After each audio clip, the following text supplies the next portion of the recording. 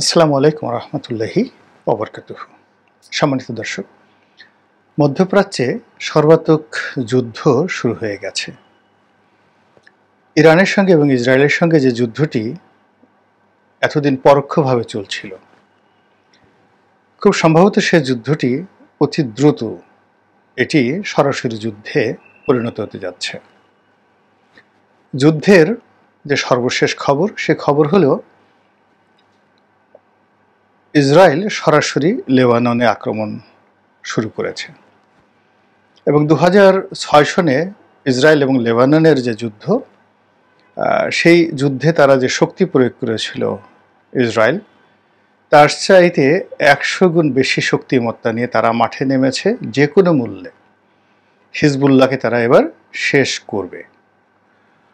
অন্যদিকে যখন গত 1 বছর আগে হামাসের বিরুদ্ধে তারা অভিযান শুরু করেছিল, তখন তাদের একটা জিদ ছিল যে হয় তারা থাকবে নতুবা হামাস থাকবে।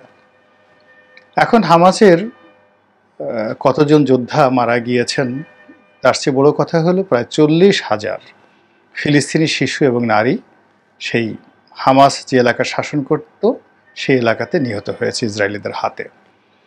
কিন্তু হামাস এখনো পর্যন্ত হতোদ্যম হয়নি এবং আক্রমণ চালিয়ে যাচ্ছে। তো আমরা জানি যে মধ্যপ্রাচ্যে ইসরায়েলকে কেন্দ্র করে যেগুলো সীমান্ত রয়েছে, প্রায় সব সীমান্তেই অনেকগুলো মিলিশিয়া বাহিনী রয়েছে যারা ইরানের মদদে যুদ্ধ করছে। সিরিয়াতে তাদের অনেকগুলো মিলিশিয়া গ্রুপ রয়েছে, তারপর ইয়েমেনে হুতিরা রয়েছেন, লেবাননে রয়েছেন, এই তারপরে পশ্চিম তীরে তো আছেই, ফিলিস্তিনি তো আছেই, মিশরেও আছে এবং ইরাকেও আছে। তো এই যে চতুর্মুখী যুদ্ধ, এই যুদ্ধের মদদ ইরান দিয়ে আসছে বহুকাল থেকে, সেই ইসরায়েল রাষ্ট্রটি জন্ম হওয়ার পর থেকেই। তো যাই হোক, এখন এই যুদ্ধ এতদিন চলতে চলতে চলতে চলতে এখন ইরান ধৈর্য হারিয়ে ফেলেছে, ইসরায়েলও ধৈর্য হারিয়ে ফেলেছে এবং আমেরিকাও ধৈর্য হারিয়ে ফেলেছে। এবং এর প্রেক্ষিতে খুব দ্রুত একটা রক্তক্ষয়ী যুদ্ধ শুরু হতে যাচ্ছে মধ্যপ্রাচ্যে। এবং এই যুদ্ধটি আমাদের পুরো এশিয়ার রাজনীতি, মধ্য এশিয়ার রাজনীতি তছনছ করে ছেড়ে দেবে। আমরা সবাই জানি যে এখানে ইসরায়েলের কট্টর সমর্থক হলো ভারত, আবার অন্যদিকে ফিলিস্তিনিদের কট্টর সমর্থক হলো পাকিস্তান। বাংলাদেশে এই মুহূর্তে যে সরকার আছে, ডক্টর মোহাম্মদ ইউনূসের সরকার, এই সরকারের পেছনে সরাসরি মার্কিন মদদ রয়েছে। এবং এই যুদ্ধ যখন শুরু হবে, সর্বাত্মক যুদ্ধ শুরু হবে, তখন এই যে যত ইসলামী দলগুলো রয়েছে সেই সকল দলগুলো রাস্তায় নেমে আসবে, যারা কিনা এখন নিরপেক্ষভাবে, শর্তহীনভাবে ডক্টর মোহাম্মদ ইউনূসকে সমর্থন দিয়ে চলছেন। তারা সবাই মাঠে নেমে আসবেন এবং মাঠে নেমে এসে ইসরায়েল বিরোধী স্লোগান দেবে, আমেরিকা বিরোধী স্লোগান দেবে। এবং তখন ডক্টর মোহাম্মদ ইউনূসকে ইচ্ছাই হোক অনিচ্ছাই হোক এই ইসলামপন্থীদের সঙ্গে তাল মিলিয়ে আমেরিকাকে নিন্দা জানাতে হবে আর ইসরায়েলের বিরুদ্ধে কঠোর বিবৃতি দিতে হবে এবং কঠোর অবস্থান নিতে হবে, এর কোনো বিকল্প নেই। এবং তাই যদি হয়, সেক্ষেত্রে আমেরিকার যে মদত রয়েছে বা আমেরিকার যে সম্পর্ক রয়েছে ডক্টর মোহাম্মদ ইউনূসের সঙ্গে, এটি মুহূর্তের মধ্যে রিভার্স হয়ে যাবে। এবং এখানে ডক্টর মোহাম্মদ ইউনূসকে নিয়ে যে রসায়ন হচ্ছে, সাধারণত বাংলাদেশের রাজনীতিতে শেখ হাসিনাকে নিয়ে আমেরিকা এবং ভারত একত্রে কাজ করেছে।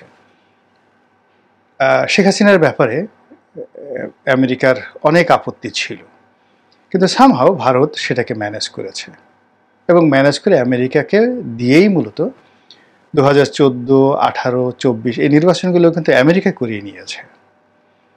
তো যে কোনো কারণে হোক, ডক্টর মোহাম্মদ ইউনূস যে বাংলাদেশে এখন রাষ্ট্র ক্ষমতায় আছেন, এটি আমেরিকা যতটা না খুশি, ভারত ততটাই গো ধরে আছে।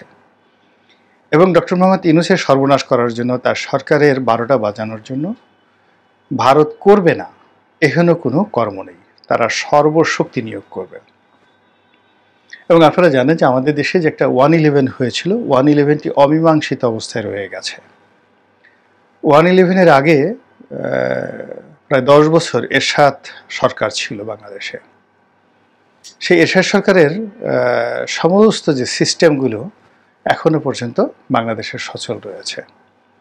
তো এই মুহূর্তে বিদেশি যে রাষ্ট্রগুলো, যারা সাধারণত অন্য দেশে অপারেশন পরিচালনা করে বিভিন্ন গোয়েন্দা সংস্থার মাধ্যমে, তো সেখানে আমেরিকান সিআইএ বা রাশিয়ার কেজিবি, তারপর যুক্তরাজ্যের MI6, এরপর ভারতের র কিংবা পাকিস্তানের ISI, তো এই সকল প্রতিষ্ঠানগুলো বাংলাদেশের ব্যাপারে যে কাজকর্মগুলো করে আসছে, সেখানে ভারতের যে সেটআপটা সবচেয়ে বড় সেটআপ।